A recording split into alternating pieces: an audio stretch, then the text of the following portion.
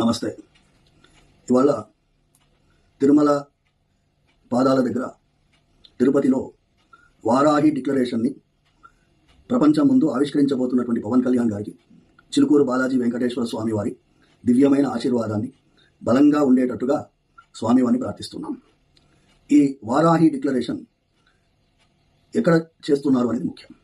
అది ఆదివరాహ క్షేత్రంలో తిరుమల వెంకటేశ్వర స్వామి కలియుగ ప్రత్యక్ష దైవంగా కొలి ఉండేటటువంటి క్షేత్రంలో ఆయన దర్శన అనంతరం సనాతన ధర్మరక్షణ బోర్డుని స్థాపించే దిశగా, అదే సమయంలో సనాతన ధర్మానికి పూర్వ వైభవాన్ని తీసుకురావడానికి కోసం ఏమేమి ప్రయత్నాలు చేయాలో వాటన్నిటినీ కూడా సూచనప్రాయంగా ఈ డిక్లరేషన్లో పొందుపరుస్తారని, ముఖ్యంగా ఈ దేశం రామరాజ్యం, దాని మన రాజ్యాంగబద్ధంగా ఆర్టికల్ 26లో ఆర్టికల్ 26 అనేది రామరాజ్యానికి పునాదిగా ఉండేటటువంటి అధికరణం.